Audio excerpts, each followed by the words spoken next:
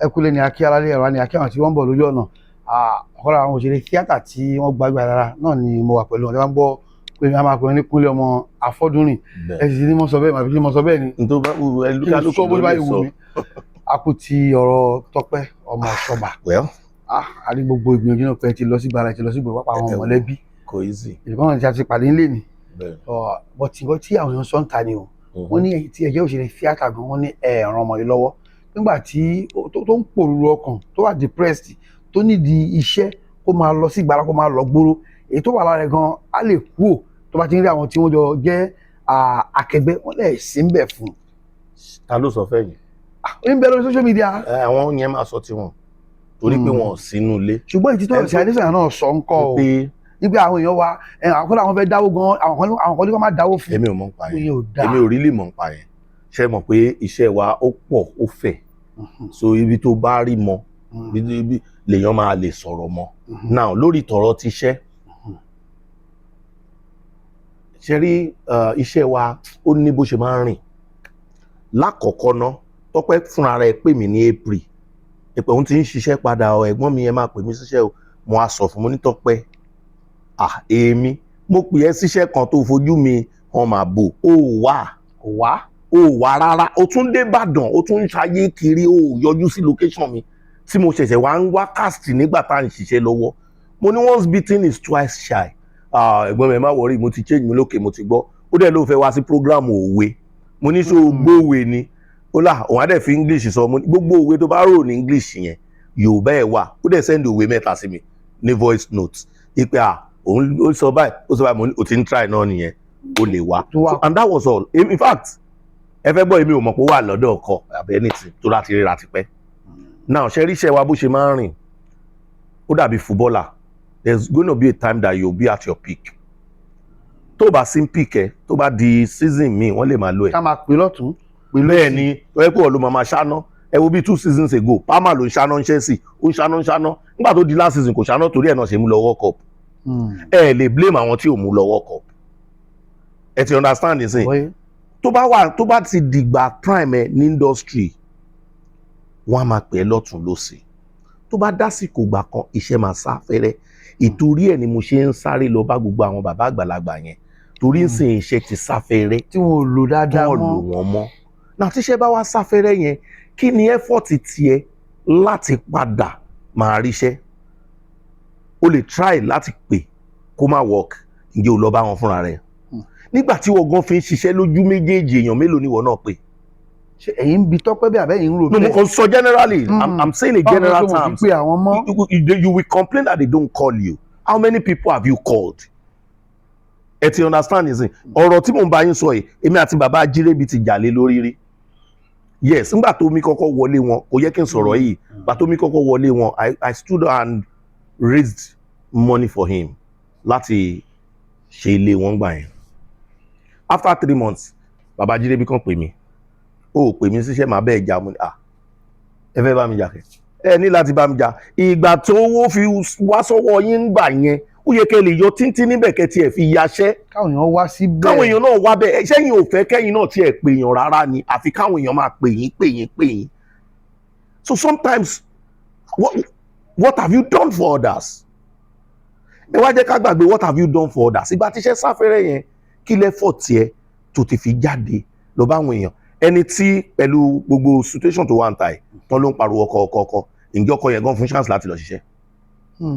ọ̀nà míì tún nìyẹn then distance náà another problem iṣẹ́ wa nìyẹn distance wọ́n bá ti wò pé ìbò lọmọ yẹn wà ibẹ̀ jìn wọ́n ti pẹ̀lú omi tó wà ń tòsí ẹlẹ́kọ̀ọ́ abẹ́lẹ́mọ̀ràn àbíbo náà ló wà ibẹ̀ jìn ẹ ti understand before you will call her to come to maybe Ìyànàpájà or Ìpájà you will have seen somebody in a closer place but ká ló ń ṣáná lọ́wọ́ wọ́n á dúró dè ṣe ti rí difference gbogbo kìíní so we cannot blame people for not calling her then àwọn wo ló tún close mọ́ àwọn wo lẹ́jọ́ wà torí tó bá dá níta ilé àgbà ẹ̀ o tó bá dá níta ó kẹ́ jẹ́ kí n fira mi ṣe example fún yín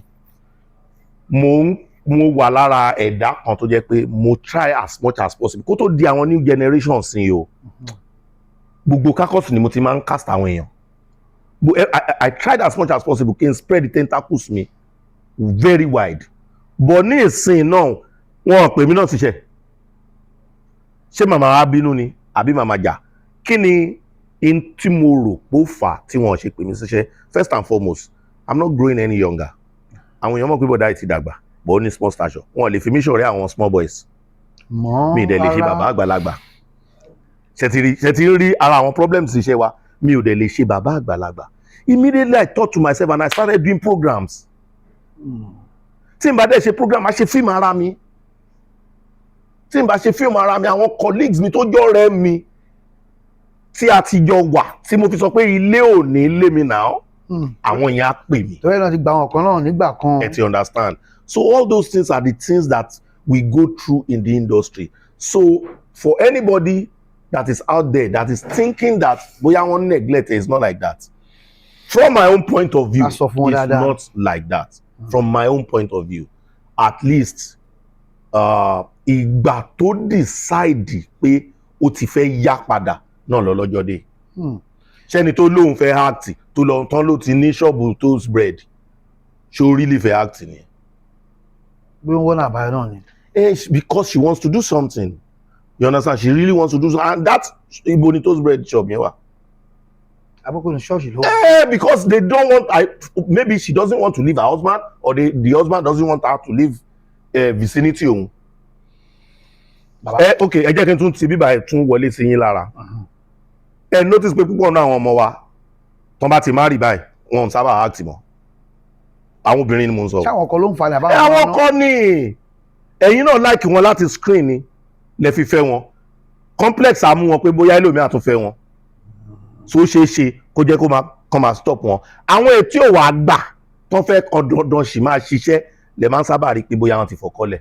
Tí wọ́n ní marriage ti wó. Kìdẹ́ ṣe pé marriage fẹ́ wo àwọn náà fẹ́ kíkàrí àwọn wo ni. Èyí ó sì mú kan méjì.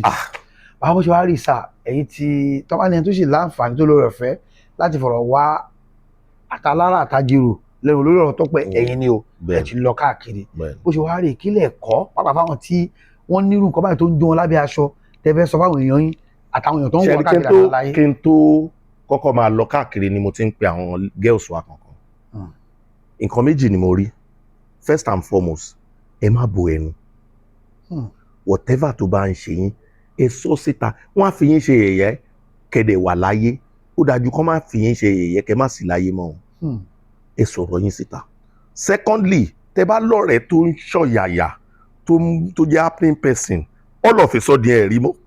All of a sudden ẹ pè jáde. Ẹ wo mi ì lọ ọmọ jàre, ọkọ mi ò jẹ́ ń lọ, ìyàwó mi á bínú. Ẹ tètè pe àkíyèsí àwọn èèyàn sí. Ó ti yé yín, nǹkan mi lè ti máa ṣe. Ká ló gentle láti ilẹ̀, tẹ́ ẹ mọ̀ pé bó ṣe rí láti ilẹ̀ rí ẹ fi ilẹ̀. Pọ̀ ẹni tó jẹ́ ọ̀ṣàpẹ́pẹ́ ṣe ti understand, tẹ́kàn déédéé rí tó kàn dé ẹ̀jẹ̀ ọ̀rẹ́ jẹ́ ká lọ mùgò kankan bẹ́ẹ̀ èmi kẹ̀ ìyá bínú. Nǹkan tí ń ṣe. Something don dey enter o my brother, mi ní sọ jù bẹ́ẹ̀ lọ. Tó àti ọ̀gá kàkà ìbá dúpẹ́ lọ́wọ́ wọ́n tún ti rí wa he o, àmọ́ bọ́ yẹn ń rí wa he. Adúpẹ́ ní àfọ̀dẹ̀ ṣe gan bẹ́ẹ̀ ṣe fún wa ní opportunity láti bá yẹn sọ̀rọ̀. Adúpẹ́ tó láàrin òṣèré tíátà àjákùbà ní rímọ́ láàrin àwọn oníròyìn náà kọ́lọ̀ ṣùgbọ́n àpẹ̀lẹ́pẹ̀lẹ́. Kí n má tiẹ̀ tàn yín ọdún yìí ó le gan díẹ̀, ó lágbára, and it's not only in Nigeria, it's everywhere. Earthquake ìgbà kìíní kan volcano ó ti ń ṣẹlẹ̀ gan sìn.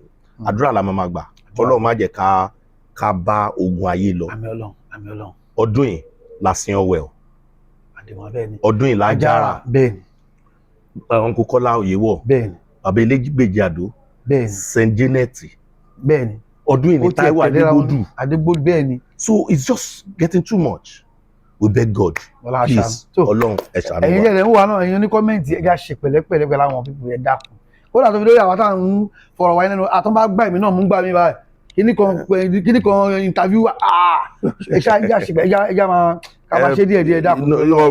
Ọ̀rọ̀ ni n tó kọjú sẹ́nìkan ẹ̀yin ló máa kọ so everybody will want to share their own opinion. Bọ̀ yẹn lè wo comment kó lọ kó ìlọrin kó kọ̀ọ̀kan kó wo kó máa lọ. Wọ́n fẹ́ share opinion wọn nítorí ẹ̀ náà ṣe ṣàyè comment section ẹ mọ̀ wí abala àríwísí ẹ mọ̀ wí ẹ wí o.